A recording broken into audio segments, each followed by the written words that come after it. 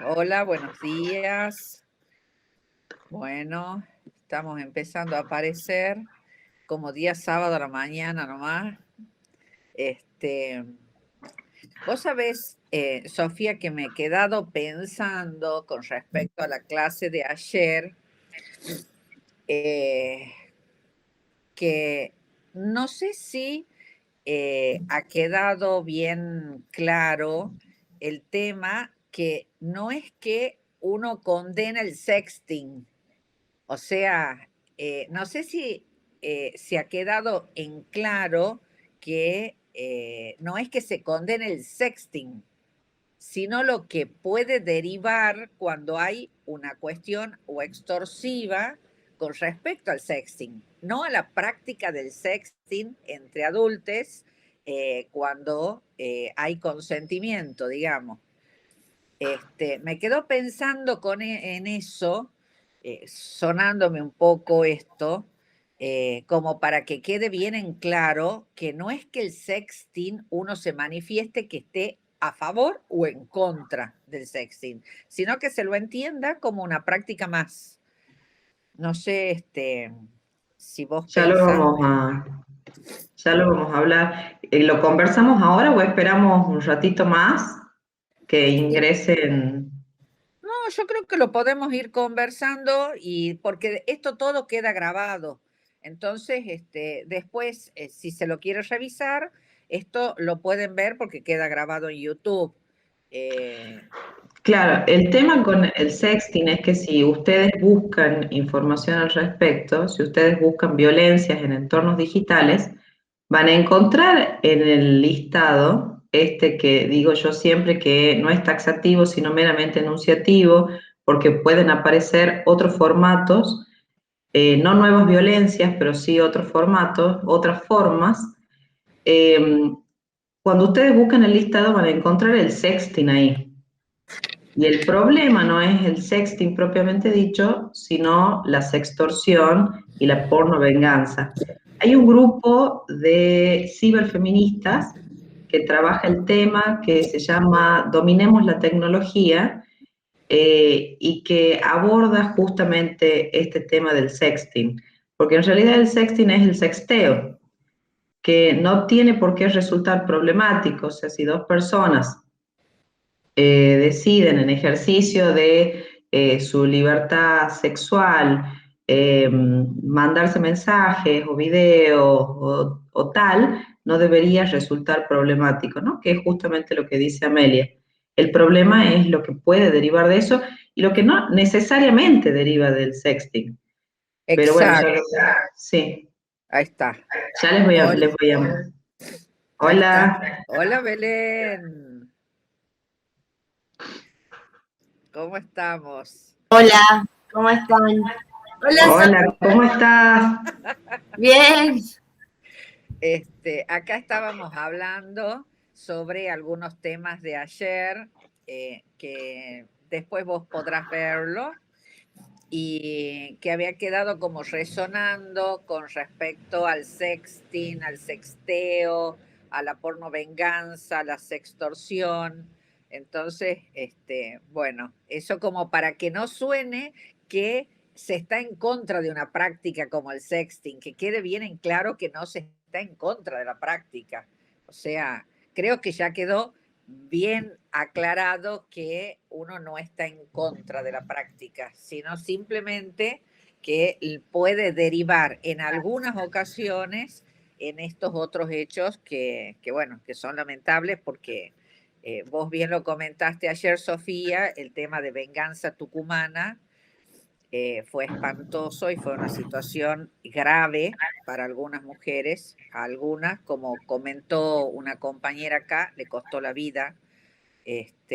Entonces, bueno, es como que está como práctica y no estamos en contra de eso ni nos manifestamos en contra de eso.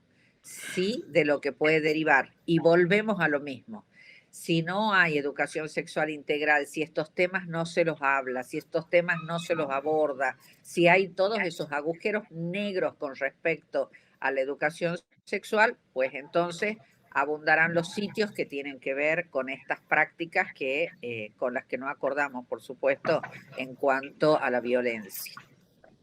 Sí hay personas que consideran que a veces en el sexteo puede no mediar consentimiento.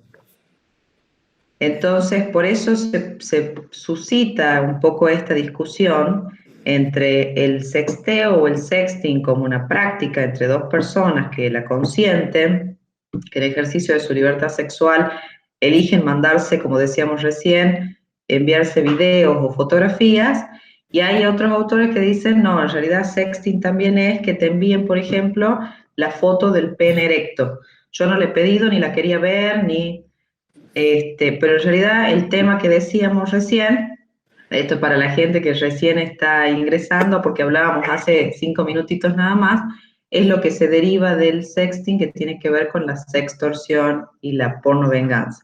Vamos a retomar esas dos cuestiones porque ahí justo habíamos quedado ayer. Bien. Ahí veo que ingresaron otras personas. Sí, ingresó Miriam. ¿Qué tal, Miriam? Buenos días.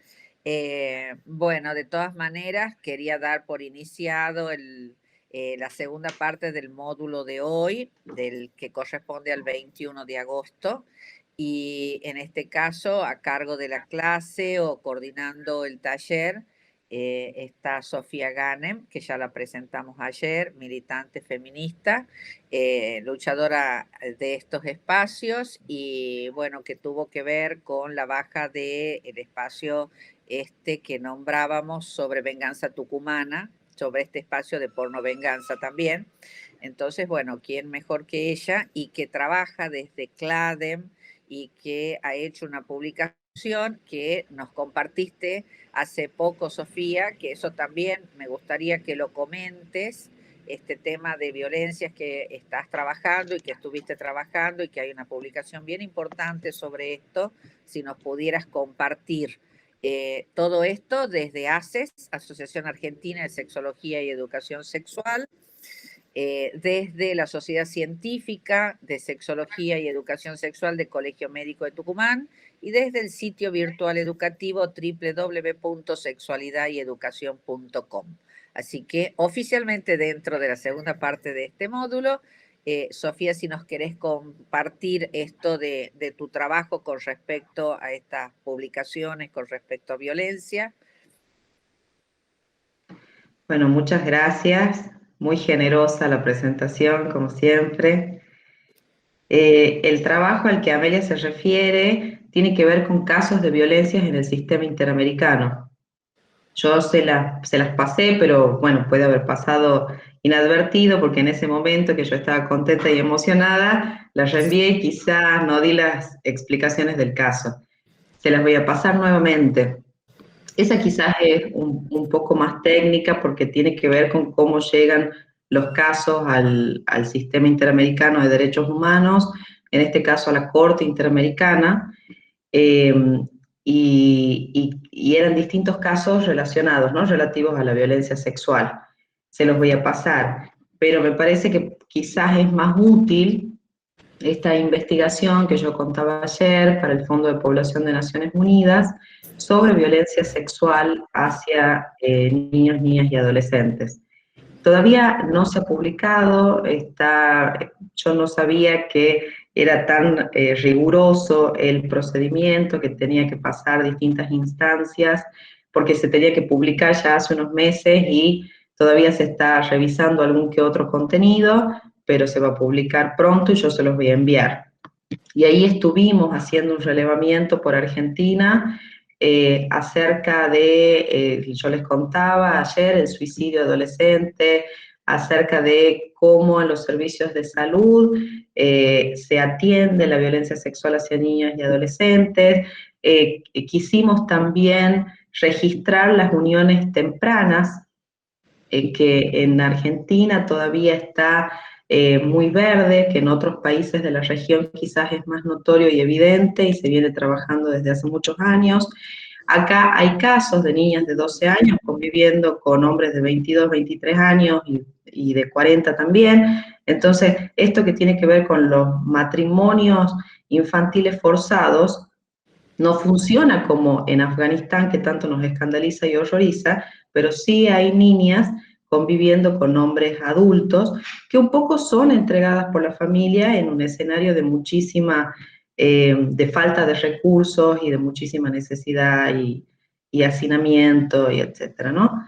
Entonces, esa investigación que les contaba ayer, sí, ya se va a publicar pronto, me parece que puede ser una herramienta muy útil para trabajar y de repente también para exigirle al Estado, en primer lugar, más seriedad con la toma de datos, con los relevamientos y con las estadísticas, y bueno, y después veremos qué políticas públicas podemos también exigir. Pero bueno, eso sí. Sí, te quería hacer una pregunta con respecto a este relevamiento.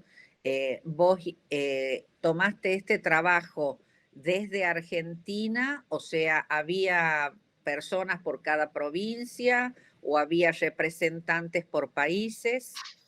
¿O cómo es? No, por Argentina. Había una persona por país que era coordinada por una coordinadora también que revisaba el contenido de Conosur. Entonces se dividían las regiones.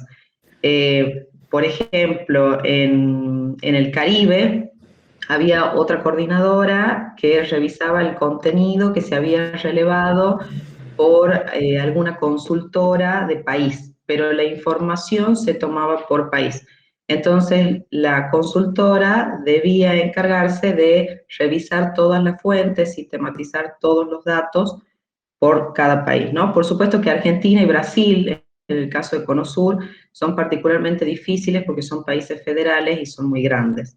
Y hay mucha diversidad a lo largo y ancho del país. Entonces eso también debía constar en el relevamiento. ¿Y cómo resultó la tarea en cuanto a las estadísticas? ¿Pudiste conseguirlas fácilmente? ¿Pudiste acceder a las estadísticas? ¿Hay buenas estadísticas en nuestro país? ¿Hay buenos registros en nuestro país? De violencia física sí, de violencia física denunciada sí. De las demás es más complicado poder no solo sistematizar, sino también relevar. Hay algunas situaciones que sí están trabajadas de otra manera, pero en general es muy complicado. Es complicado el acceso, es decir, no es que no se puede hacer, pero ingresar a esos datos más finos a una ciudadana que necesita esa información le cuesta, y no debería ser así, porque la transparencia en la información también hace a la democracia. Entonces, hay información que debería estar desglosada y pública, y que no es que no sea pública, sino que el acceso no es tan sencillo. Así que bueno, nos encontramos un poco también con eso. Con respecto al suicidio, hay cuestiones que ayer hablábamos que en el servicio de salud, cuando se registran los datos, hay inconvenientes.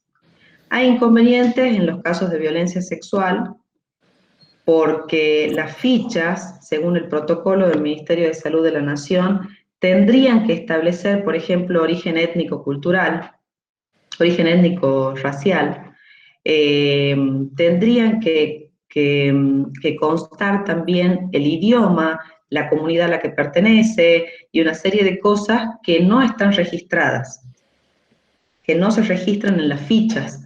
Entonces después esa información, esas cuestiones que parecen administrativas e insignificantes son fundamentales para recabar después información que nos pueda ser útil y que se convierta en una estadística seria, ¿no? Entonces, esto de las mujeres o niñas y mujeres o adolescentes también víctimas de violencia sexual que llegan al servicio de salud, ¿no? Esta es una de las cuestiones. La otra cuestión tenía que ver también con el suicidio, cuando no hay suicidio consumado, sino tentativa de suicidio. ¿Qué pasa ahí? ¿Cuáles fueron los motivos que llevaron las adolescentes a intentar suicidarse? Eso no consta en los registros. Después puede pasar o no por salud mental. Hay personas que eligen después, pasada esa internación, no continuar ningún tratamiento, no pueden hacerlo por el motivo que fuera. Entonces, hay toda una cuestión ahí de falta de registro, no solamente en salud, sino también en otros ámbitos. Pongo el ejemplo acá porque ayer lo habíamos conversado, y que después dificultan ese relevamiento. Bien. Bueno, no sé si querés comentar algo más con respecto a las uniones tempranas en nuestro país, porque de pronto, como vos bien decías, nos agarramos la cabeza con respecto a Afganistán y es como que todo lo malo pasa por Afganistán y no estamos viendo que acá una niña de 13 años murió a consecuencia de un parto en el norte, Salta, Tartagal para ser más exactos, una niña de la comunidad Wichí que estaba en pareja con otro chico de 16, 17 años. Entonces, bueno, no sé si querés comentar algo sobre el tema de las uniones tempranas, que es algo muy frecuente en nuestro medio y quien ha trabajado en el interior, por ejemplo, o en algunos lugares, tiene acceso y lo ve con frecuencia. Sí, parte de esta investigación también consistía en efectuar entrevistas a distintos actores, ¿no? Por ejemplo, a quienes están a cargo de servicios de ginecología en la maternidad, Nuestra Señora de las Mercedes, la maternidad por su complejidad más grande del noroeste argentino, ¿no? Y después a otras maternidades a lo largo y ancho del país. Pero en el caso de la maternidad de Tucumán, cuando hicimos la entrevista, sí la jefa del servicio refirió a muchas niñas y adolescentes que estaban en pareja con hombres, con adultos, ¿no? Entonces no había una situación de noviazgo, de convivencia entre pares, que también existe, la convivencia entre pares, desde muy tempranas, desde una edad temprana, que también dificulta otras cuestiones, pero que no es lo que estábamos analizando en ese momento, sino esta convivencia entre niñas y adultos, que resulta una situación abusiva, porque si hay una niña que vive con un adulto y que el adulto la mantiene y que le exige coito, bueno, hay una situación abusiva, por supuesto, que adultos, adultas, adultes podemos ver. Ahora, esa era la situación que referían las niñas en una convivencia que había sido elegida de alguna manera por ellas. Eso no significa que no sea abusivo, pero es muy difícil de trabajar porque cuentan con el apoyo de la familia, ¿no? O sea, es una situación que tienen muchos grupos familiares con hijas adolescentes de las que no se pueden hacer cargo. Entonces, un poco están con un hombre grande que las mantiene y se hace cargo según el criterio de la familia. Y esto es complicado.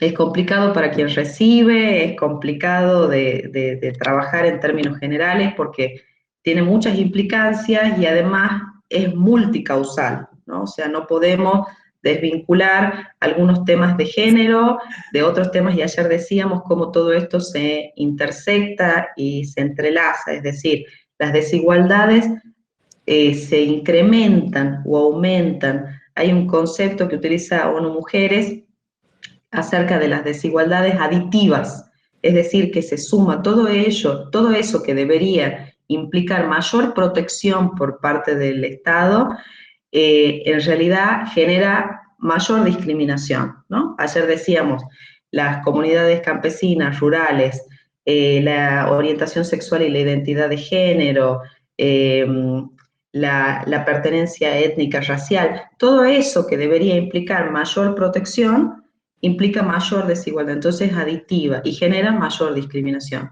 Tenemos que hacer una lectura integrada y compleja y problematizar también cómo esto se entrecruza con cuestiones de pobreza.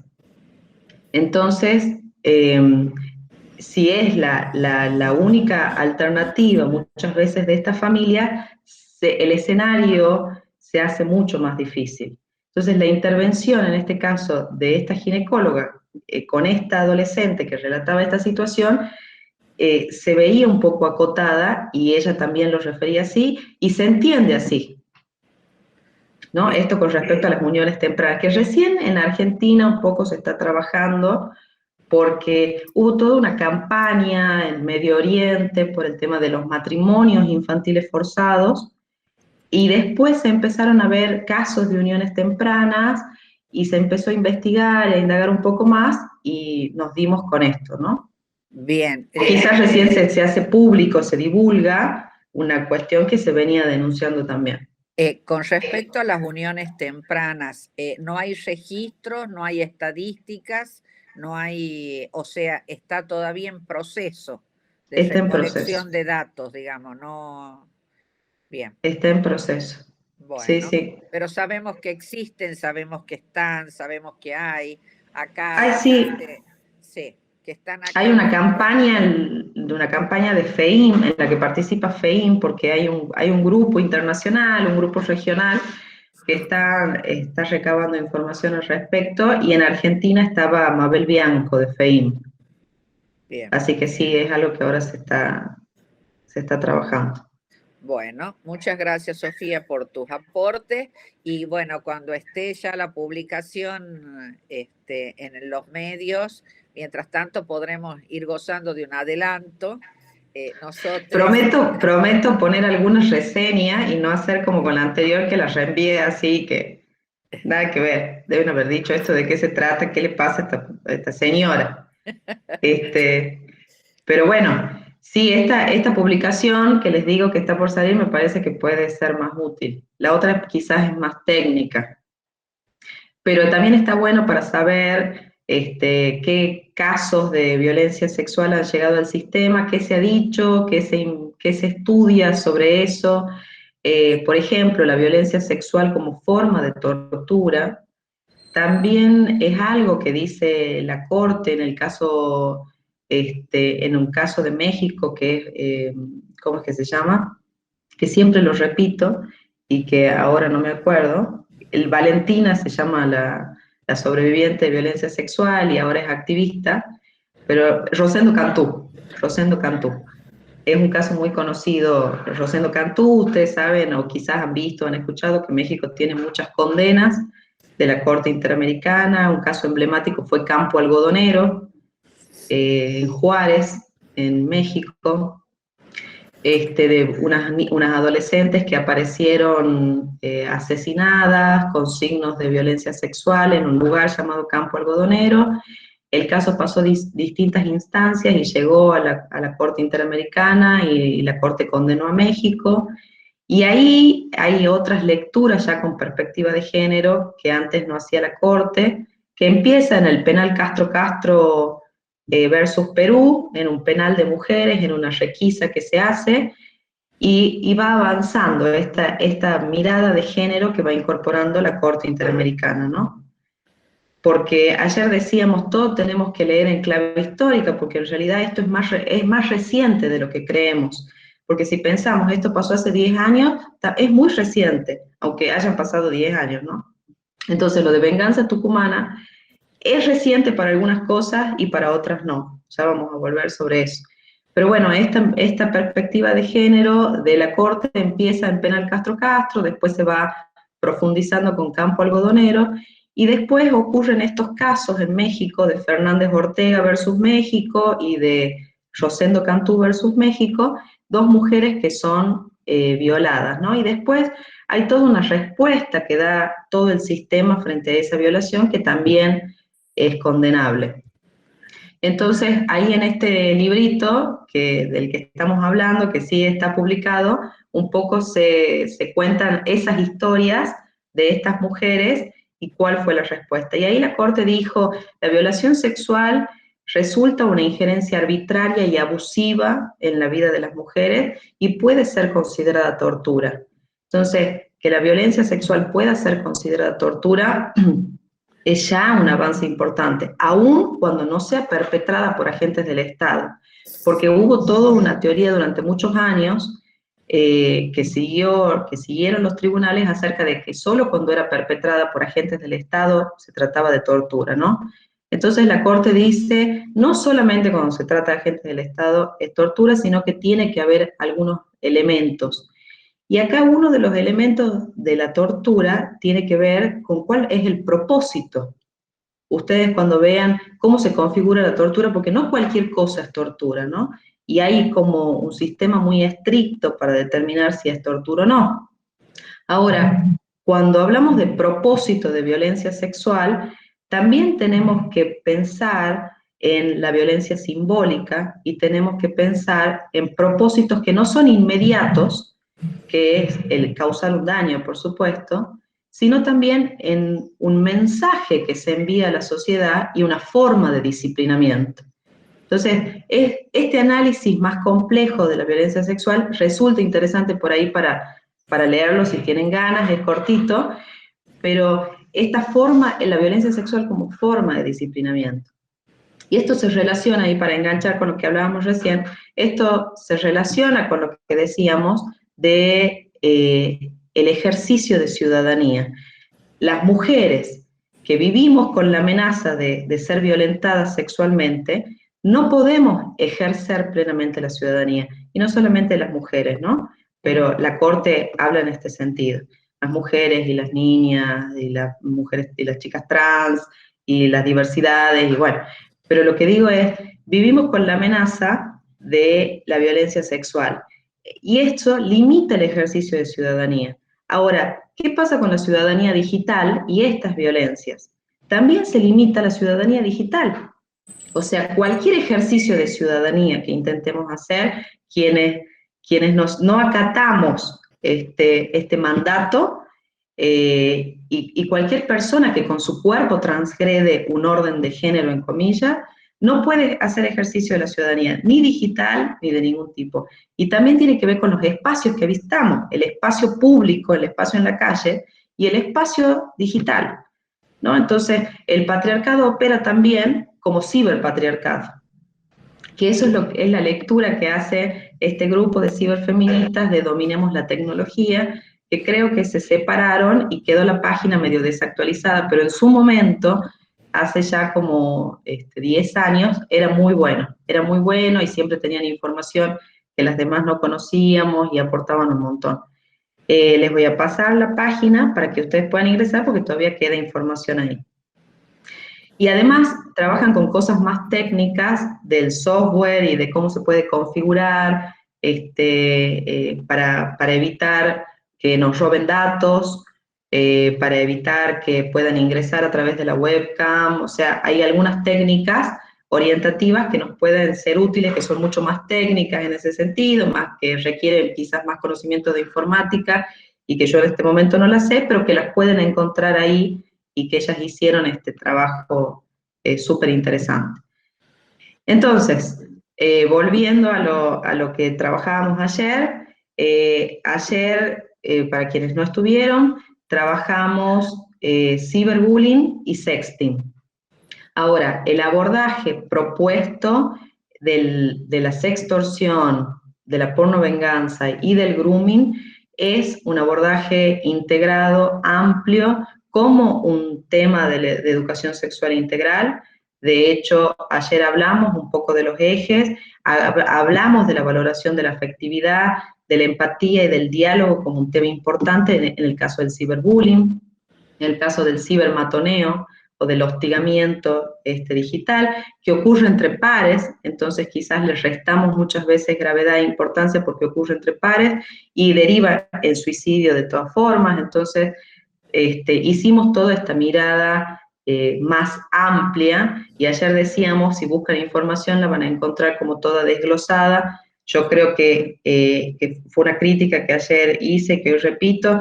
El programa de educación sexual integral podría integrar estos temas y en este momento no forman parte, no ha producido material al respecto.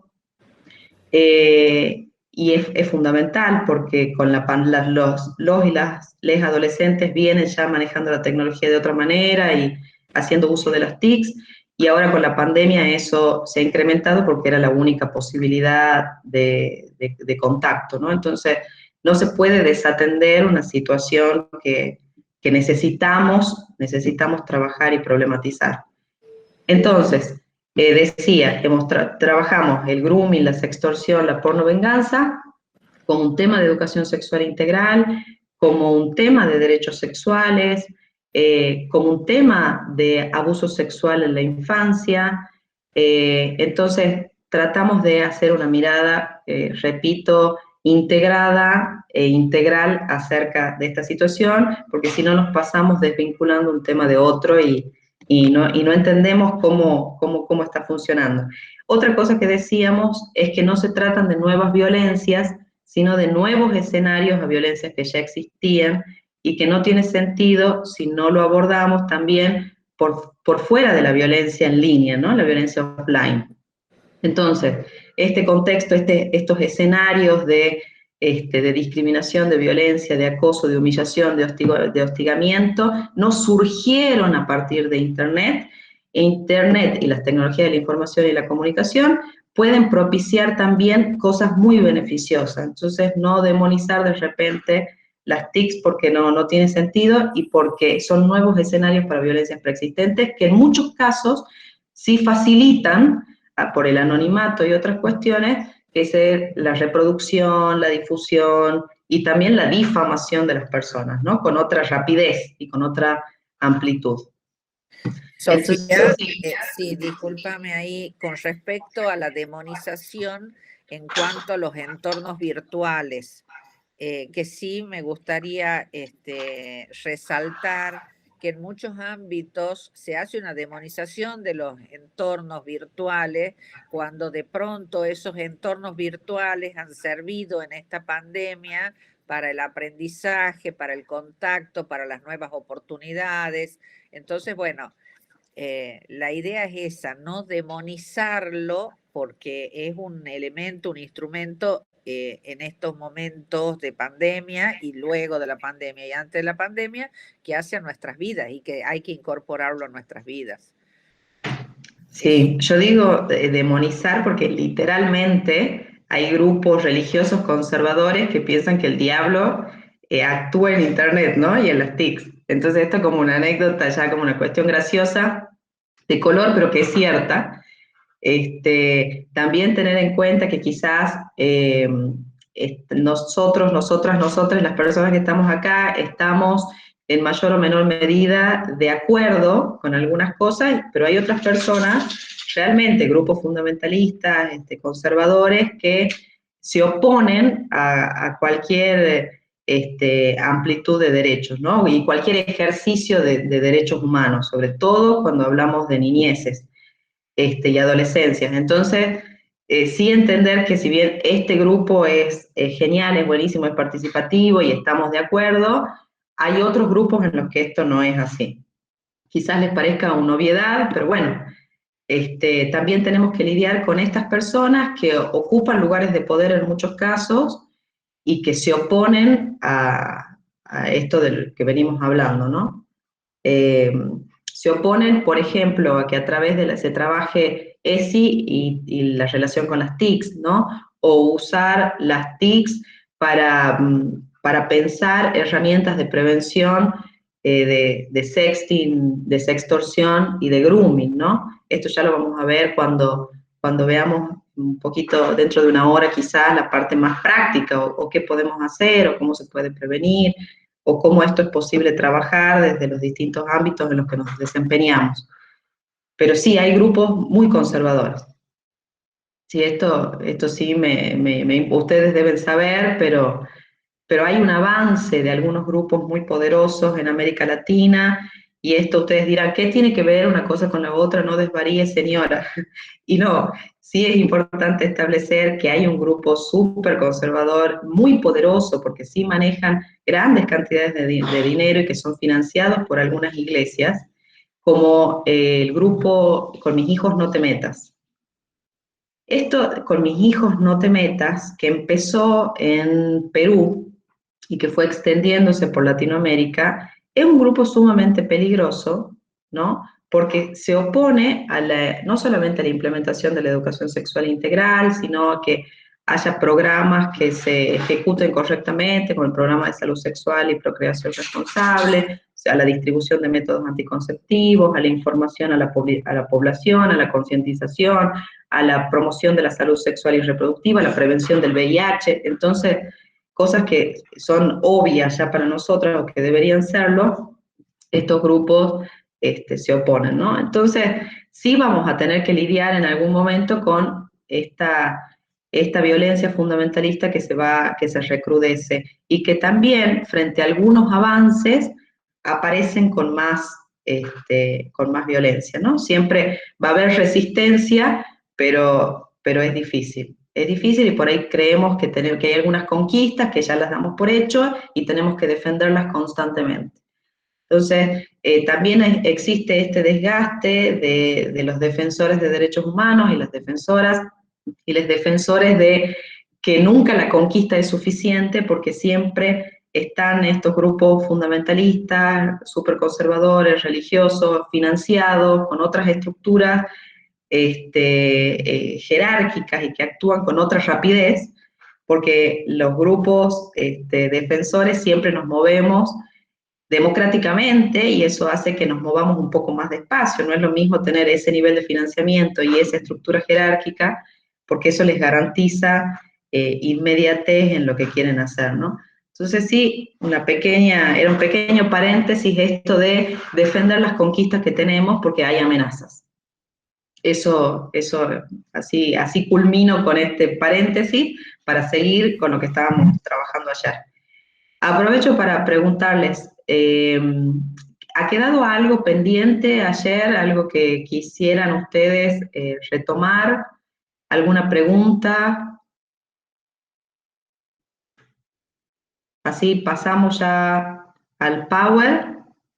Parece que no hay preguntas por acá. ¿No? Bueno. Parece que no. Ahí está. Vamos a volver entonces al Power. Vamos a ver si hoy hace renegar ese Power o no hace renegar. A ver. ¿Cuándo no hace renegar un Power? Tremendo. Ya está. No, a ver. Y aparte cuando uno dice, ya tengo todo listo, ya está, lo he probado, en ese momento tenés una complicación, cualquiera sea. Se te cae el internet, está baja la... No, cualquier cosa. Sí, siempre pasa. Ahí, sí. Ahí estamos viendo sextorsión y porno venganza. Ahí está, sí. Bueno, están viendo porque acá me aparece ya no estás presentando. Sí, acá dice sextorsión y porno venganza. Sí, sí lo vemos. Ah, perfecto. Porque si dice que estamos presentando. La copita. Ahí está. Sí, ahí está perfecto. ¿Ven bien? ¿Se escucha bien todo? Sí, todo Recuerden que yo no puedo verles. Bueno.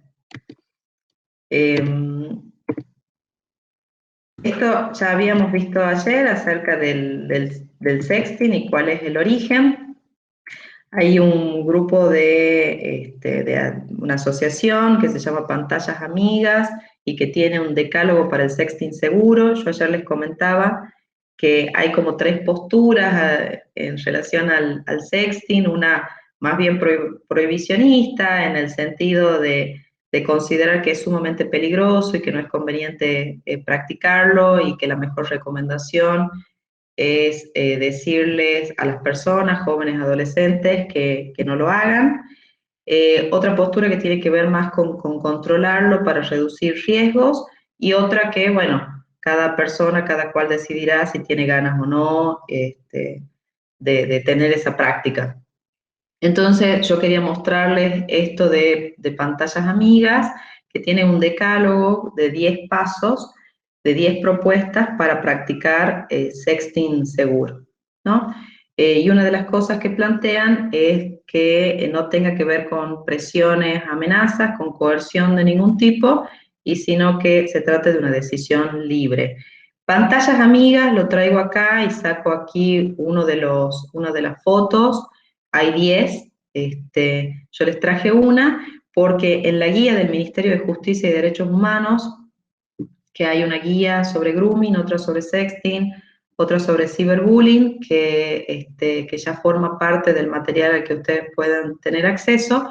Esa guía hace referencia a pantallas amigas, entonces es lo que hoy se está trabajando.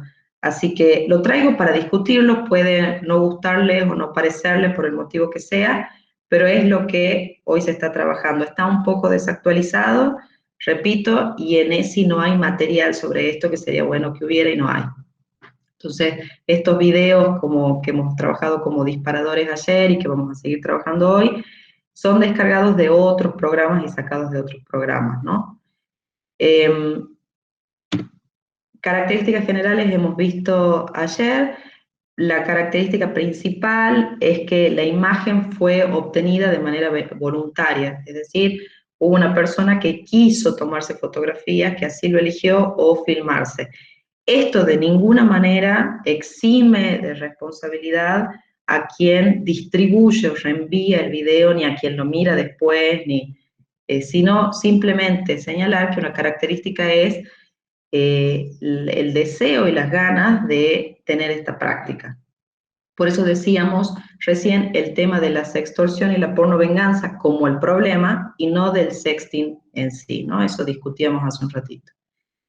No importa el medio, porque puede ser a través de la cámara web, puede pasar también que en un momento en el que estoy, por ejemplo, en un Google Meet, que no es hoy el caso, ¿verdad? Pero esté en una reunión, tenga ganas de desnudarme en la reunión y que, bueno, por supuesto que haya otra persona con la que esté jugando y disfrutando del momento y tal, ¿no?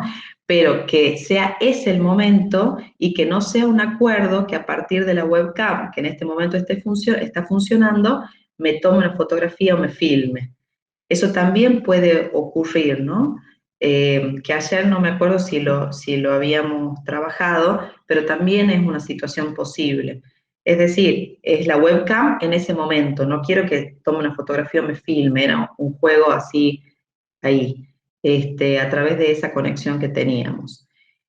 El contenido en el sexting es de carácter sexual, erótico, esto ya también lo habíamos hablado ayer, y si bien hablamos mucho de una práctica entre adolescentes, les adultos también lo hacemos, ¿no? Entonces los jóvenes y adultos también practicamos sexting, sumamente extendida, digo. Y de hecho, en el caso de Venganza Tucumana, había muy pocas adolescentes y muchas adultas.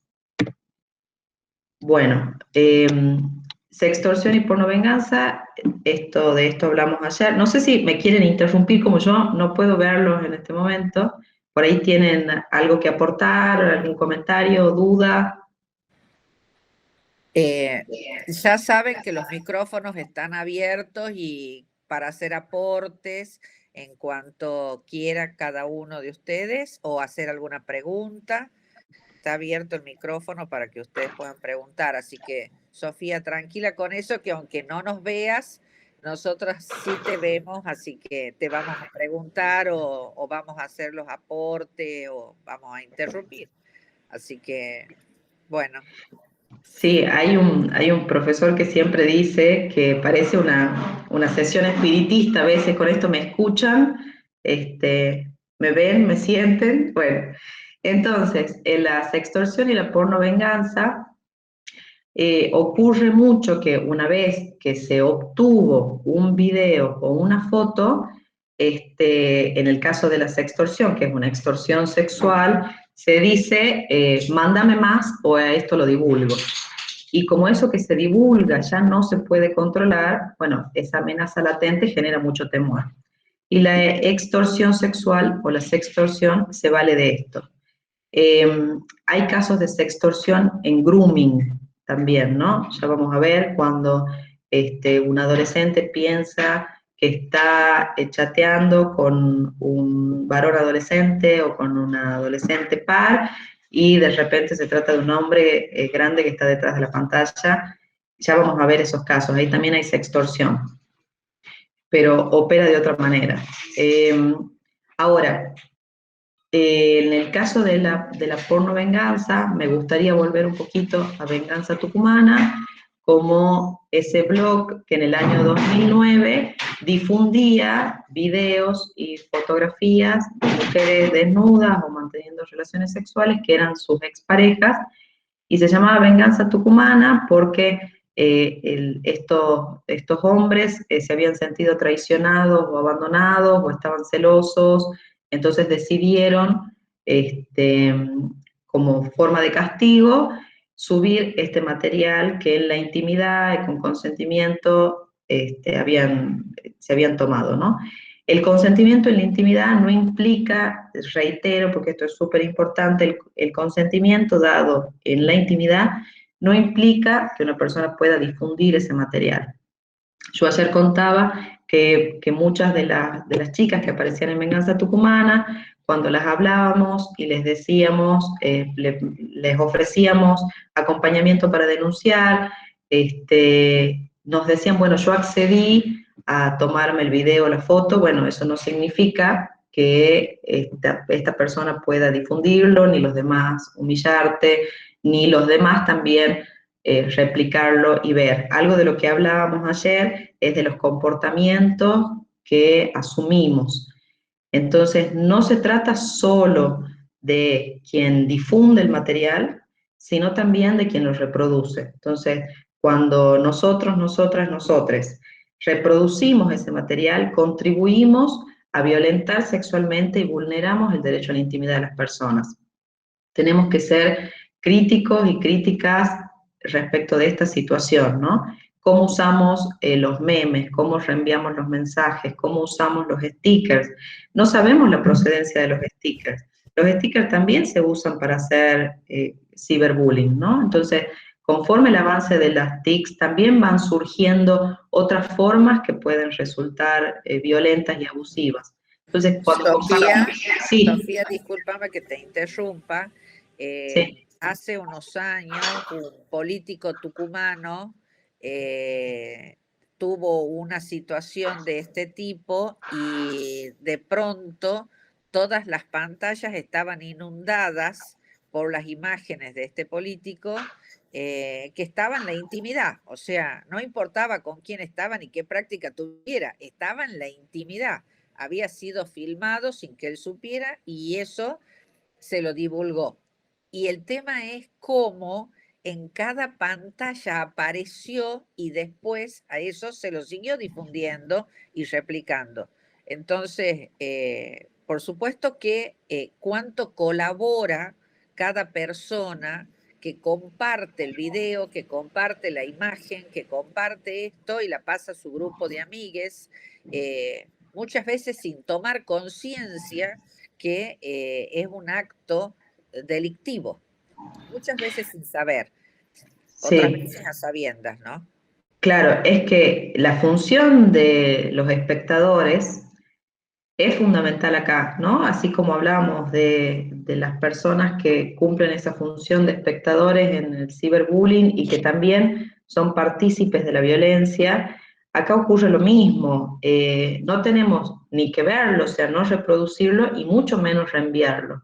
Además, cuando se trata de niñeces y adolescencias, estamos distribuyendo pornografía infantil y contribuyendo con un acto delictivo, como bien señala Amelia.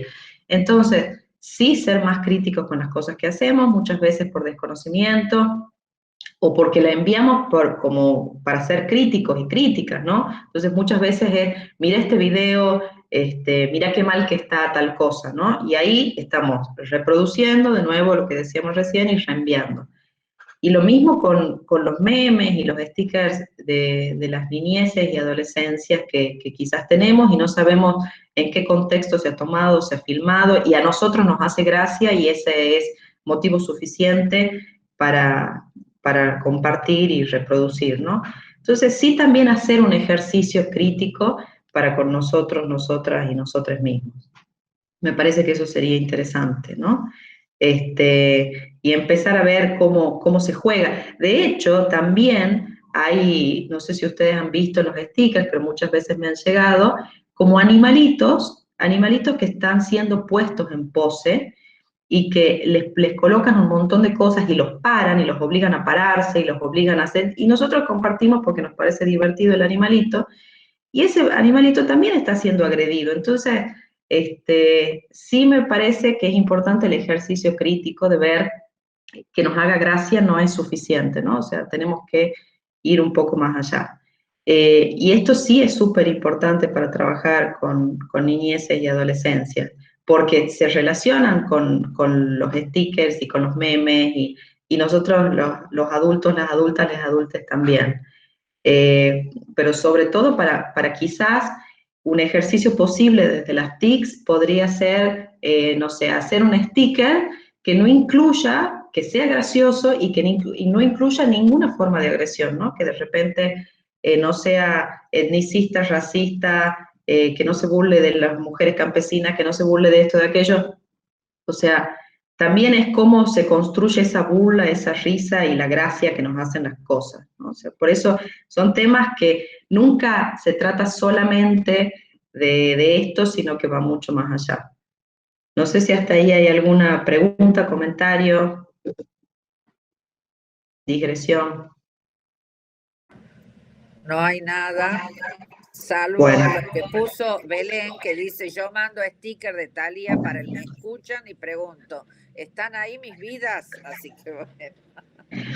claro, bueno, los stickers de personajes públicos son muy buenos y es como más fácil identificar ahí. A mí también me pasa lo mismo porque, bueno, son ejercicios que uno constantemente hace y no siempre advierte, ¿no? Entonces, Chayanne o Thalía, que son personajes públicos, bueno, pero sí hay muchos, muchos, muchos stickers de niños que no sabemos de dónde vienen y que estamos reproduciendo. No, yo te lo decía porque vos decías de la sesión espiritista, de están ahí, me escuchan, me sienten, me oyen. Ah, yo pensaba como un sticker piola posible, sí. Yo tengo una pregunta, pero me parece que es lo que viene luego. Sí, O sea, es respecto a porno venganza. Pero en sí. realidad es respecto de dónde viene esta, o sea, de dónde viene esta forma de llamar, ¿no? Como este concepto.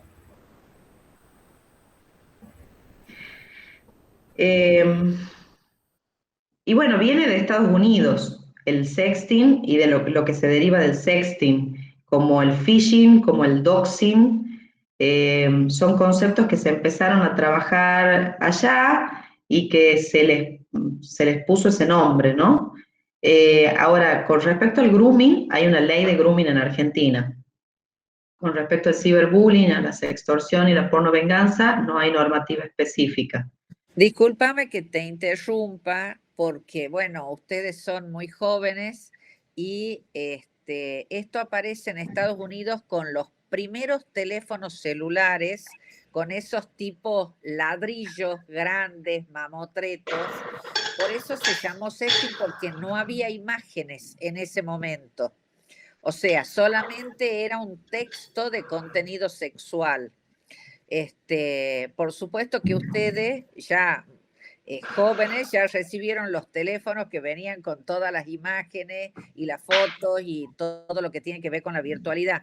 Pero esto comienza, pues, bueno, más o menos, dice Belén. Pero esto comienza y se lo nombra así en Estados Unidos con los primeros teléfonos celulares. O sea, apareció el teléfono celular y aparece el tema del sexteo. Entonces, por eso al principio no había imágenes. Después es que empiezan a aparecer las imágenes en el medio. Y ahí es como que, bueno, aparecen todo esto que tiene que ver con el delito, con la invasión a la privacidad y los actos privados, ¿no?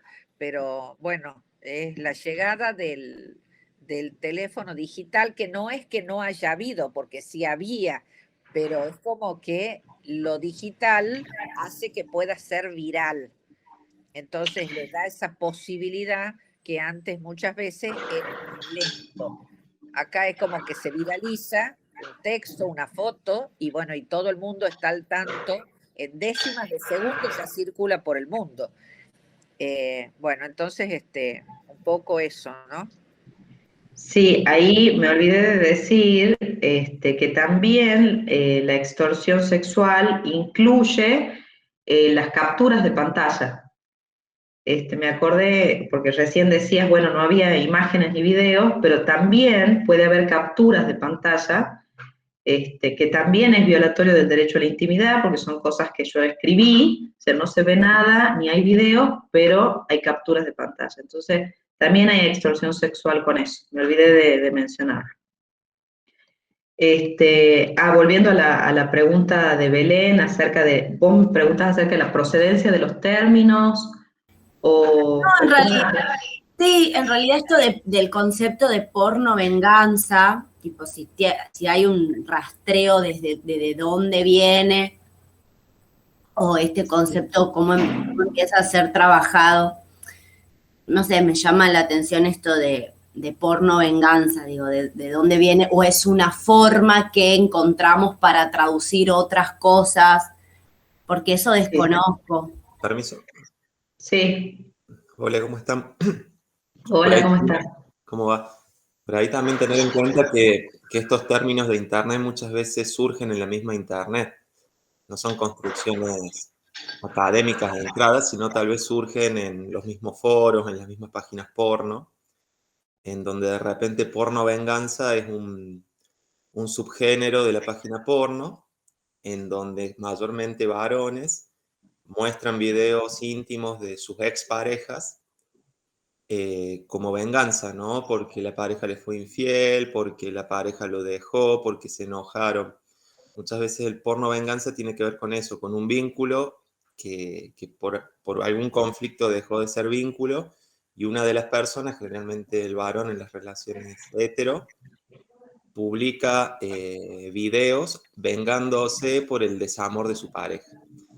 Se da un poco en ese contexto, ¿no? Por eso son posteriores a una ruptura, una pelea de pareja, en donde una persona se venga difundiendo el material. Y me parece, insisto, que el nombre porno venganza seguramente se lo dieron los mismos usuarios del porno, y luego se tomó para estudiarlo, ¿no? Sí, son los nombres, las formas que se están usando hoy, que sí están desactualizadas. A mí tampoco me gusta porno venganza, sé por dónde va Belén, me parece. No me gusta el porno venganza, pero sí son los nombres que hoy se están usando. Y sí, el material está desactualizado. Ayer lo dije, hoy lo repito como crítica, lo que ustedes pueden encontrar está súper desarticulado. Además, hay algo en el Ministerio de Justicia y Derechos Humanos, porque el programa que conduce o que conducía Eva Ghiberti, las víctimas contra las violencias, tenía como tema también de trabajo el grooming, ¿no? Entonces, es como que el Ministerio de Justicia y Derechos Humanos, en ese momento, publicó para divulgar una serie de cuadernillos muy breves sobre estos tres temas: sexting, ciberbullying y grooming.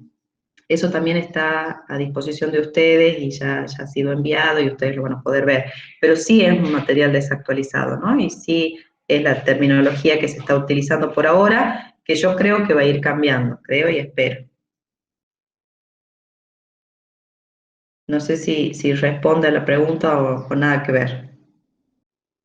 No, sí, me llamaba la atención porque desconozco como de dónde viene, capaz que lo que decía y se me salió de la pantalla, pero creo que es Pablo, el compañero que decía, tal vez desde ahí pueda tener como más sentido para mí entenderlo, porque ya eso, el nombre de mencionar eso, o sea, el porno con venganza también tiene que ver como estigmatizar un porno que ya habíamos venido también hablando de las diferentes formas de la pornografía y desde dónde la leemos y desde qué mensajes están dados y desde qué posicionamientos, que habíamos hablado con Amelia también, bueno, del post-porno, del porno feminista, digo, como... Bueno, y ahí me hacía ruido entonces como la asociación entre el porno y la venganza, que como que no sé, es como muy fuerte, digamos, muy violento ahí.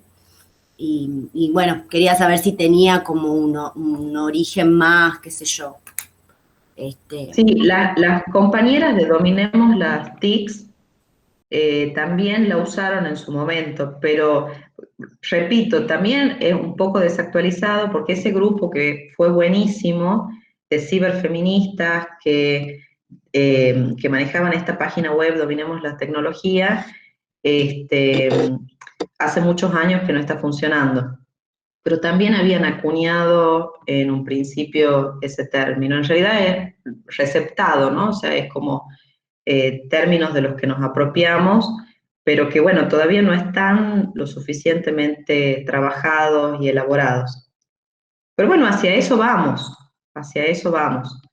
Y me parece interesante hacer este ejercicio de revisar por qué se dice de esta manera y no de otra, o por qué está pasando así.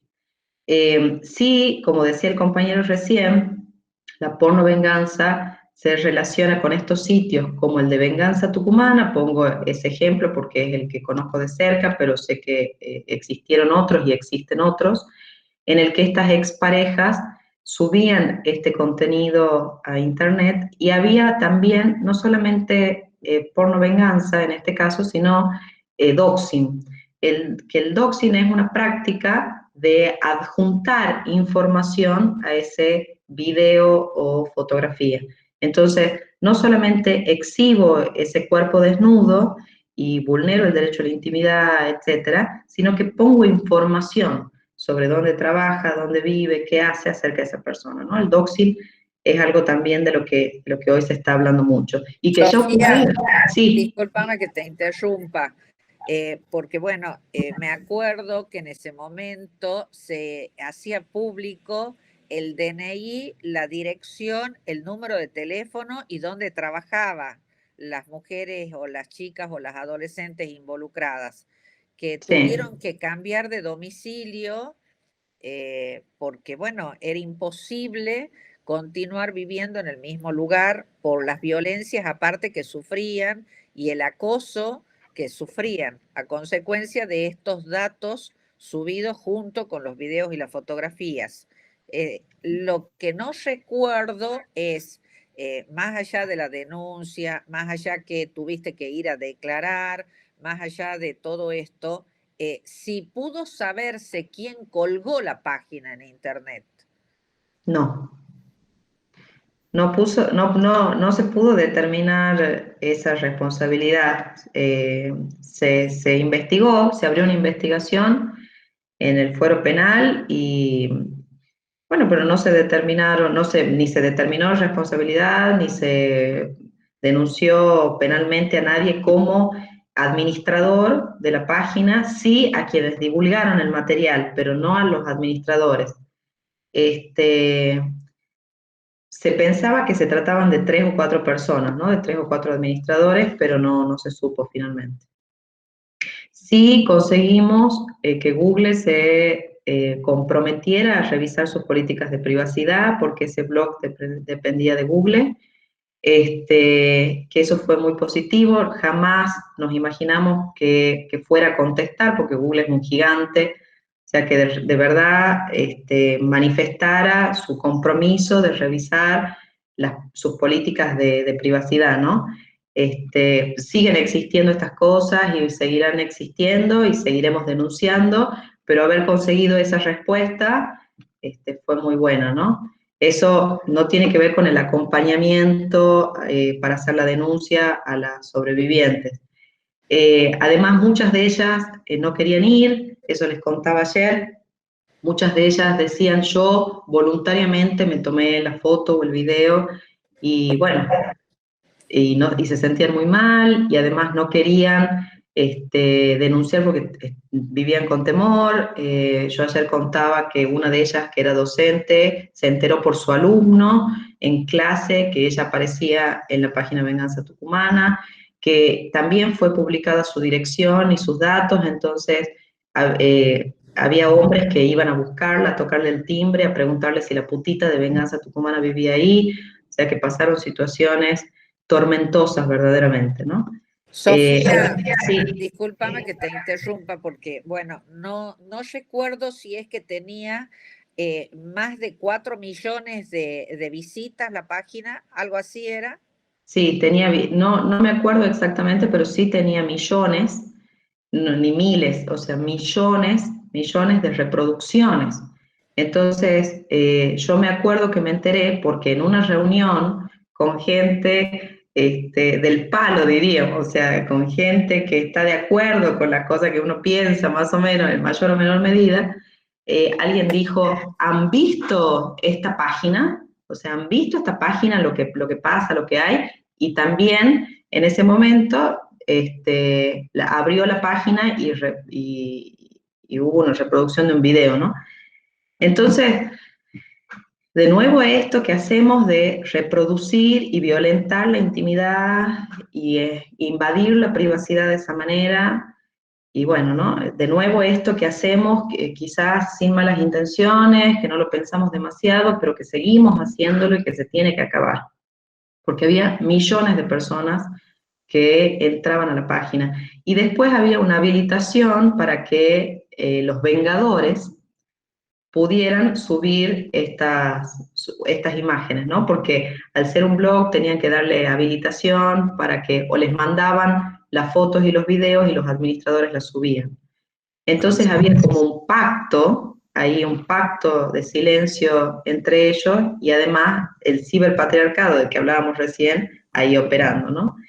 Y de nuevo insistir con esta lectura necesaria de la violencia fuera de línea y cómo esto es un continuum de violencia. Y que esto pasaba en el año 2009. Se supone que del año 2009 a la fecha podemos hacer otras lecturas, ¿no? Pero de todas formas es reciente, o sea, en clave histórica todos estos procesos y cambios son recientes. ¿Sí, alguien quería decir algo? Sí. Sí. Recordaba esto de añadir información sobre la víctima, ¿no? De la pornovenganza. Y recuerdo estar hace unos años en grupos de WhatsApp, que me parece que es por donde más circula este tipo de material, donde sí se enviaba de repente un video de una pareja teniendo sexo donde siempre la mujer era visualmente la más expuesta, ¿no? Y se añadían capturas de pantallas de las redes personales de esta chica, fotos familiares, todo tipo de pruebas de que era una persona normal, de que no era una actriz porno y como pruebas de alguna manera de que lo que se iba a ver había sido en contra de la voluntad de esa persona, como parte de un morbo. Y esto circulaba, pero masivamente. Y pensaba en esta función aleccionadora, ¿no? Humillante, para con la figura de la mujer misma. Primero esto de que de entre varones legitimar esta venganza, ¿no? Como las mujeres deben ser aleccionadas. Entonces, legitimarlo desde ver el video, reírse, compartirlo. Y después de este morbo de disfrutar de las pruebas de que es una persona normal, ¿no? La que ha sido vulnerada. No es una actriz porno de repente que lo hizo desde su convicción. Y recordaba que, no sé si lo compartí aquí, cuando fue el caso de la violación La Manada en España, que fue tan resonante, los videos que formaban parte de la causa, empezaron a circular por internet los videos de esta violación, y los mismos administradores de las páginas porno decían en notas a la prensa que estaban sorprendidos y un poco asqueados, supuestamente, de la cantidad de visitas que tenían estos videos, ¿no? De esta violación. Eran récords de millones y millones de vistas. Y esto habla un poco de esta cultura de la violación, ¿no? Porque está el que viola, está el que comparte el video y después hay toda una sociedad que lo consume, que consume el fetiche de la humillación, que consume el fetiche de la violación. Y hay un dejar hacer. Les leo un solo dato que tengo aquí. En la página Pornhub, que es la más grande de porno en el mundo, en el año 2019 solo tenían 80 moderadores de contenido. en una plataforma que sube 1.36 millones de horas de contenido cada año. Para que se den una idea, Facebook tiene 15.000 moderadores de contenido. Son las personas que ven que se está subiendo y de repente no dejan que se publique o denuncian un video con un menor, un video de una violación, etc. Pornhub, la página porno más grande del mundo, tenía 80 personas para millones de horas de contenido porno. Entonces esta página estaba repleta de videos de violaciones, de videos con menores de edad, etc. Y fue hace muy poquito que empezaron a bajar estos videos por el escándalo que se armó y porque las tarjetas de crédito, PayPal, ya no permitían pagos a esta página de internet hasta que lo sacara. Entonces la página porno pasó a tener, creo que, la tercera parte de videos que tenía originalmente. Perdón que me extendí un poquito, pero simplemente es esto, no es solamente la persona que lo comparte o la que lo filma, sino que hay toda una cultura que lo permite, que lo festeja, y bueno, y que da para mirarnos muy profundamente. Sí, la idea es esta, que podamos conversar y que este sea un espacio súper abierto y que podamos expresarnos con absoluta libertad. Esto que vos señalas es doxing, justamente, que tiene que ver con enviar toda esta información de respaldo, si se quiere, para probar que esa persona que está ahí desnuda o en el video es esa persona que se dice, ¿no? Esta es una práctica violenta también, la del doxing.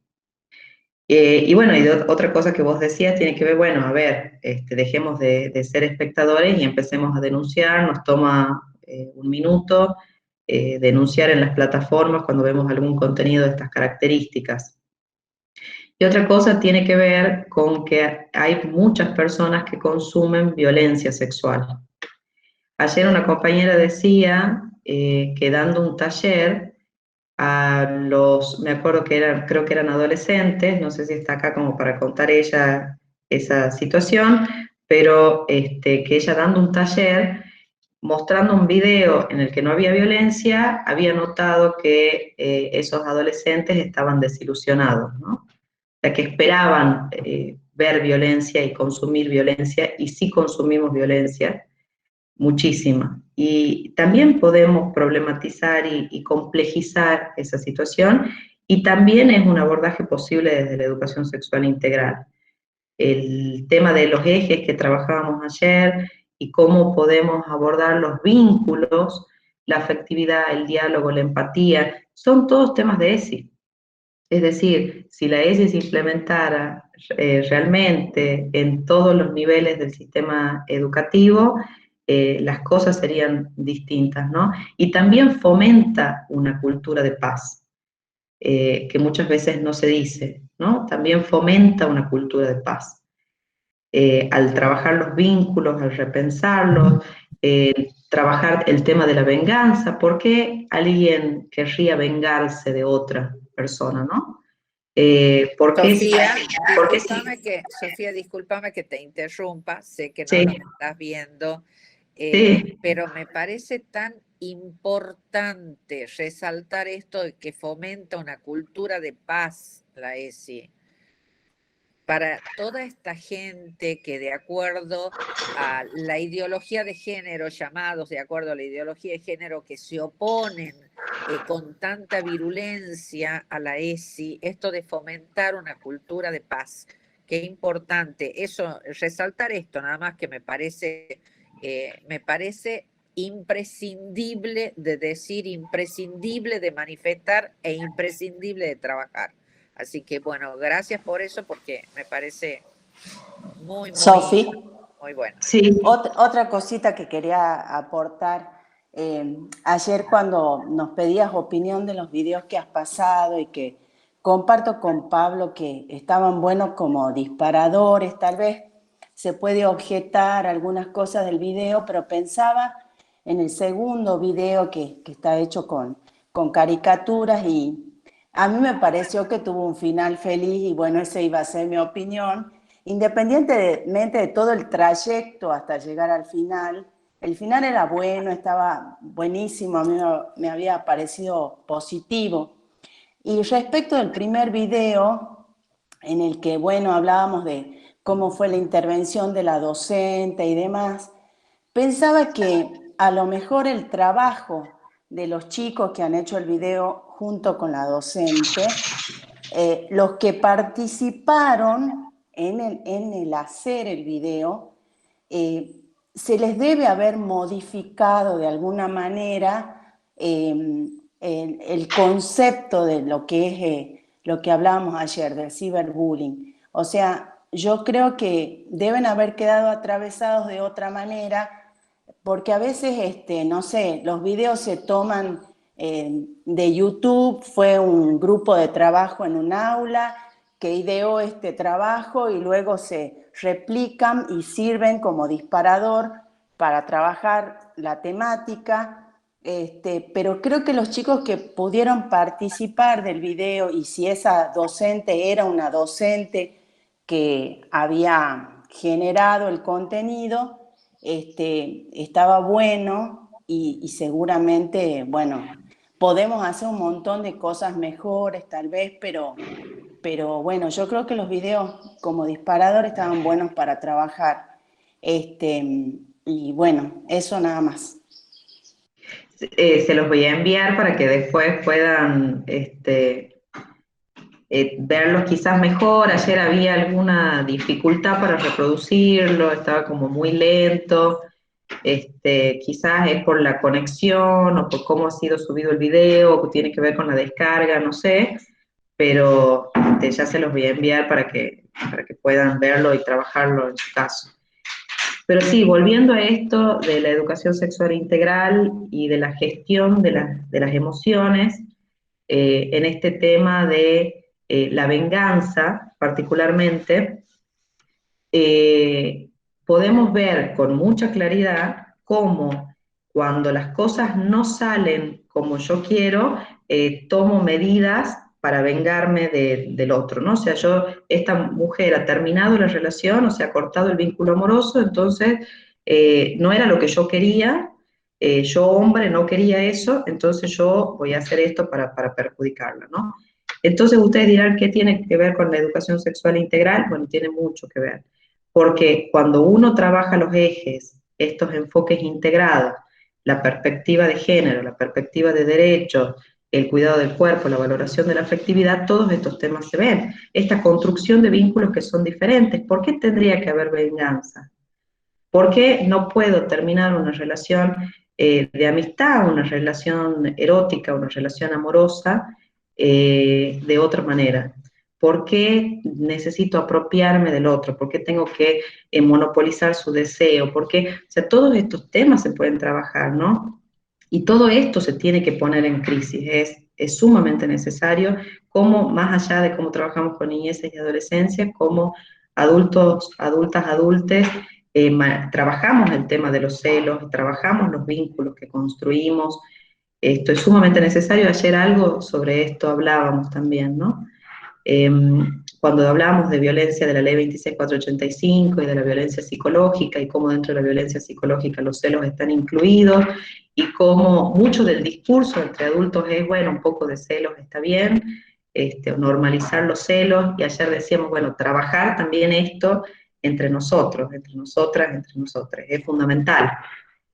No se trata de dar lecciones, estar aleccionando a los demás, sino trabajar nuestros propios procesos, no de deconstrucción necesariamente, sino de desandar algunos caminos que no nos sirven, que evidentemente no nos sirven, ¿no? No sé si hasta ahí hay algo que quieran decir, porque no los veo. Quizás están levantando una mano. No, yo quiero decir algo chiquito, Sofi, para ahí capaz aportar, digamos, a la amplitud del tema. También trabajar en este sentido, como vos decís, ¿no? Respecto de las formas de vincularnos y de las relaciones interpersonales, porque, por ejemplo, con jóvenes se trabaja mucho, tal vez desde la amistad, y uno no necesariamente tiene que tener una relación de amistad para que esté todo bien, digamos, está esta polarización entre mi amigo y mi enemigo, bueno, digo, también los buenos tratos y las buenas formas de compañerismo o no, o sea, no hace falta, digamos, ser amigue de alguien como para no tratarlo como corresponde o como se lo merece o como tiene derecho a ser tratada. Y también trabajar un poco cómo funciona esto mucho. Yo trabajo mucho con memes, por eso, y también qué cosas de la heteronorma se cuelan en todas estas temáticas de la sextorsión, bueno, ni hablar, bueno, el grooming que ya, digamos, tiene que ver con algo que implica, digamos, abusos de adulteces, de parte de las adulteces, pero digo, en todo esto de la producción del reírnos, del subir, de violentar, cómo esa violencia también es heteronormativa, no sé, pienso para graficar los memes que pasaban, digamos, riéndose de Zulma Lobato, por ejemplo.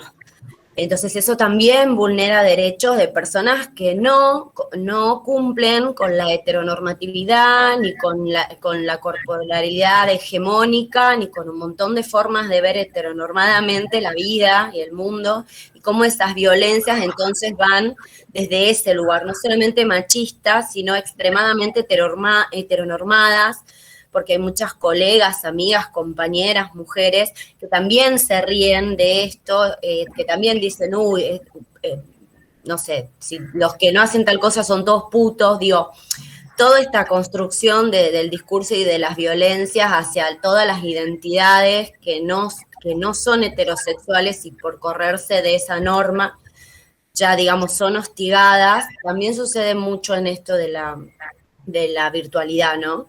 Y entonces, bueno, no sé, también es hacer un ejercicio de repensarnos cómo opera también en nosotros esas formas de la violencia que se disparan en muchas direcciones. Tal cual. El año pasado decíamos justamente esto, uno no puede salirse de la sociocultura y analizarla desde afuera, ¿no? Insertos, insertas aquí, vivimos, sentimos, gozamos y padecemos. Entonces, estos ejercicios son sumamente necesarios de revisar nuestras prácticas. Y esto que compartimos también, sin malas intenciones muchas veces, pero que podemos advertir después. Y siempre tenemos la posibilidad de denunciar, de no compartir, de expresar nuestra incomodidad, nuestra disconformidad. Entonces, no tiene sentido ahora que si en algún momento hemos compartido alguna cuestión que no correspondía, castigarnos, ¿no? Sino aprender de eso y no volver a hacerlo y señalarlo. Si en el grupo de varones, por ejemplo, se lo hace, eso sería muy bueno también, porque en los grupos de varones esta información circula de otra manera. Entonces, bueno, por eso digo, desandar un camino, aprender de las cosas que no pudimos hacer en ese momento, hacerlas de otra manera y estar en constante revisión, como vos también señalás. ¿Algo más? Parece que no. ¿No? Bueno, seguimos. Entonces, quería decir algo, pero me he olvidado, ya me acordaré.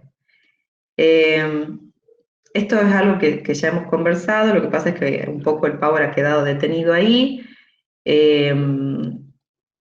Puede haber sonidos también, ya sabemos esto, fotos o videos desnudos, semidesnudos, una parte del cuerpo, eso no implica que sea menos grave, ¿no? Es decir, no porque se trate de una sola parte del cuerpo o que yo grabe los gemidos y después los reproduzca, aunque no haya imagen o video. Es decir, no les resta gravedad a que se den una situación distinta como un semidesnudo y no un desnudo, cosas por el estilo. Esto ya también lo hemos visto, cómo da lugar a la burla, a la discriminación web.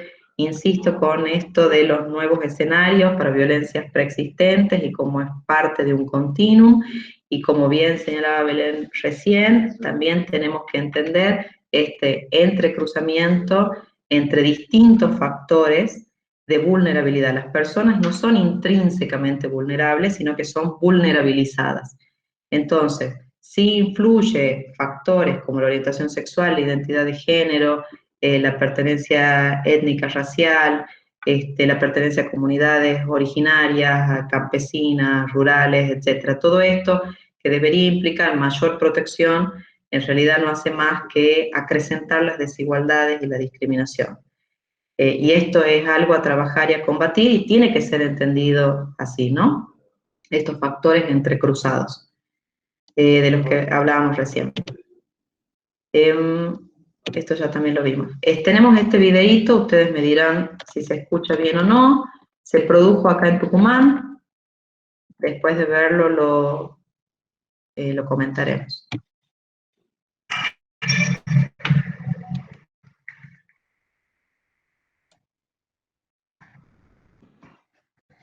Perdón, ¿se ve bien? Sí se ve bien. No sé si tiene sonido, porque yo por lo menos no escucho, pero sí se ve bien. Tiene sonido. Voy a poner más alto el sonido desde la computadora. Es que no se ve fluido, ¿no? La imagen y el sonido se va cortando, me parece, pero se alcanza a entender. Por lo menos así lo veo yo. Sí, se entiende, digamos. Bueno.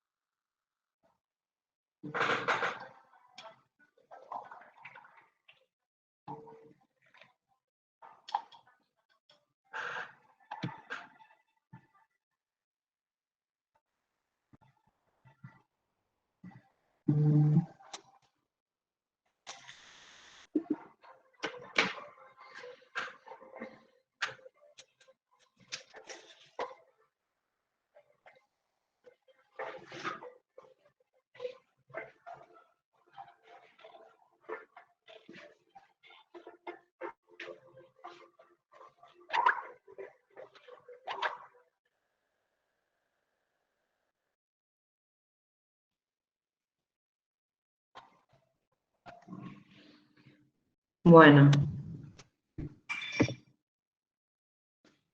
Hola, ¿ahora se escucha? Sí.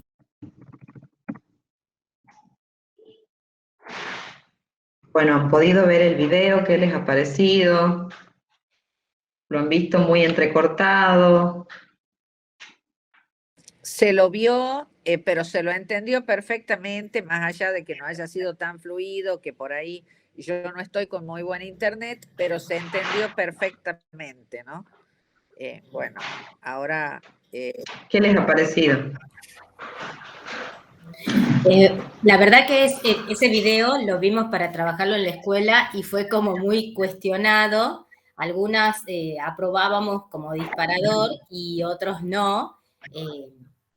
Era como que, a ver, los no eran como que se exponían demasiado a la situación que muchas alumnas podrían estar pasando, ¿sí? Otras planteábamos el hecho de que era bueno el video como para concientizar la necesidad de la ayuda, es decir, esto de frenar, que es necesario que haya alguien que ponga un límite y diga, bueno, no comparto, ¿sí? Pero fue bastante cuestionado, no lo terminamos pasando ni utilizando nunca como disparador.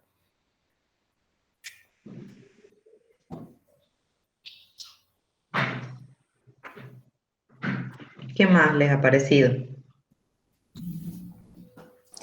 Me mata la cara de la niñita que mira a la adultez en general y la cobija a la chica que es víctima. Me mata esa mirada y me hace acordar a una paciente que yo tenía en uno de los CAPS que era adicta, y una vez vienen las vecinas del CAPS a comentarme que ella volvió a la mañana temprano, desnuda, corriendo por la calle, y los vecinos salían a cubrirla con toallas.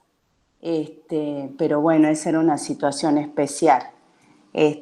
No es el caso, digamos, pero se me representó en un momento. Sí, a mí me parece también, además de todo lo que implica esto, lo importante que es el entorno que acompaña, digamos, y la familia, conteniéndola.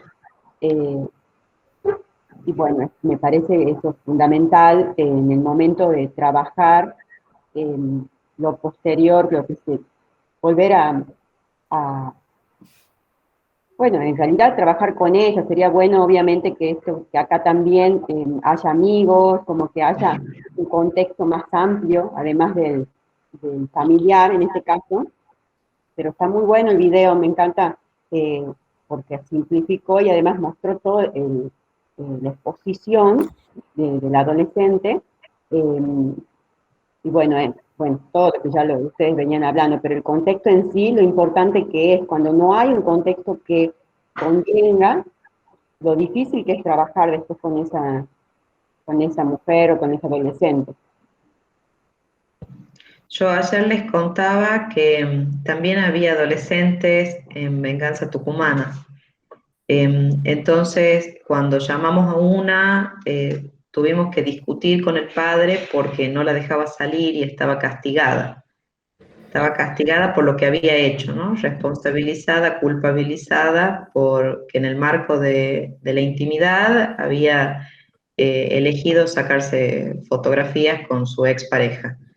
Me acuerdo que tenía 16 años ella, ¿no? Y estaba castigada. Entonces, por ahí alguien señalaba, una compañera señalaba la importancia del apoyo, porque cuando estos casos se hacen virales, que esto que venimos diciendo de la reproducción de imágenes y la rapidez, las familias se enteran. Entonces, también este acompañamiento es fundamental. No sé si en el video se trata de la familia, la que cobija, creo que sí. Yo tampoco pude ver bien la última parte, pero es el video que más se aproxima quizás a lo que podemos trabajar y usar como disparador, porque los otros, la verdad es que ayer decíamos hablábamos y discutíamos acerca del material que está disponible, y la verdad es que es medio flojo, ¿no? Entonces tenemos que ver qué elegimos, que nos pueda servir. Decía el compañero ayer, siempre se trata de un disparador, no es nada acabado y todo va a depender de la persona que lo facilita y cómo lo lleva. Sí, pero hay mejor material que otros, ¿no? En este caso hay ahí una cuestión deficiente en la que insisto. Así que bueno, no sé qué. Sofía, Sí. ¿qué es lo que te puedo decir del video? Que bueno, que sí muestra esta cuestión de la niña cubriéndola, la desnudez de ella de espaldas en la calle, que me pareció fortísimo, fortísimo. Sí me parece que es un video de alto impacto, pero quienes trabajamos en la temática sabemos que muchas veces la familia es quien más culpabiliza y quien más victimiza. Entonces, muchas veces, y sobre todo los padres, los varones, son los más expulsores de esas hijas adolescentes. Entonces, bueno, si bien tiene un mensaje que todo en familia es más fácil, que la familia protege, que la familia cobija, también sabemos que muchas veces esto no es así. Desgraciadamente esto no es así. Entonces, tiene un mensaje, como dije recién, un buen mensaje, un mensaje positivo, pero sabiendo que en la realidad esto es difícil de conseguir y difícil de lograr.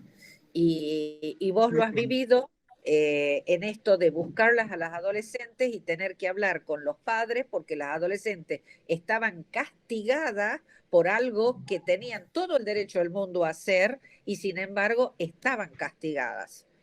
Y quienes ejercían ese castigo eran sus propios padres. Entonces las castigaba la sociedad, las castigaba el entorno, las castigaba el padre. Entonces, bueno, es como esto, de que el video está bueno para trabajar, está bueno como disparador, sabiendo que, bueno, que muchas veces esto no es tan así en la realidad y que tenemos que insistir mucho y trabajar mucho la temática. Yo tengo una pregunta para Sí. los que son docentes y tienen a cargo, digamos, la parte de educación, porque recién Miriam dijo que finalmente ganó el no en su escuela, eso es lo que entendí, Sí, no al video, no al video.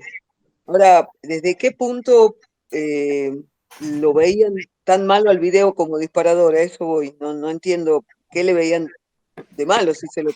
la desnudez. Para mí era un buen video. Sí, Va, para es mí un buen también, video pero disparador. parecía, esto es justamente lo que Mura marca, Amelia marca esto de la desnudez, y era lo que no terminaba de cerrar, digamos, para el resto que estábamos tratando de trabajarlo con el video. A ver, cuando Amelia también marca esto de la familia, en realidad no es la familia, es una niña quien se arrima y después de ella aparece la familia, ¿sí? Bueno, más con razón es más representativo, porque ¿sí? como Amelia dice, muchas veces la familia es la primera en dar la espalda o castigar o culpabilizar de la situación, ¿no? A mí me parece que en realidad no hay una desnudez, hay una espalda desnuda, es más una insinuación, no es una desnudez real. No, es Que me, simbólica, es la desnudez de lo que significa simbólicamente, estar expuesto ante la exactamente, mirada del otro, ¿sí? exactamente, y por eso no me parece algo que sea tan, todavía me parece muy buena la imagen para adolescentes. Lo que yo digo es por qué siempre, disculpen, ¿no? Es lo que yo veo, educación siempre se echa atrás con todo lo que puede ser algo disparador, algo que pueda generar, eso es lo que yo veo. Uh-huh. Acá en el chat están poniendo, Adri, qué pena Miriam que no pudieron pasarlo, coincido con Ale, se ve la espalda, tal vez la espalda es lo simbólico, bueno, justamente, ¿no? Sí, tal vez esa también, imagen... Amelia, no lo pudimos pasar, era un momento más que nada trabajar desde el lado de la virtualidad, ¿no? Claro, en donde, porque era el año pasado, entonces estábamos trabajando el ESI y era trabajarlo desde el lado de la virtualidad más que nada. Supongo que no sé, que ahora estamos en la presencialidad, podrá ser aplicado desde otra manera y visto desde otra manera, pero bueno, eso ya depende ahora. Bien, Sofía, te quería comentar que ya hemos pasado largamente la 1:30, así que tendríamos que hacer un receso de 15 minutos.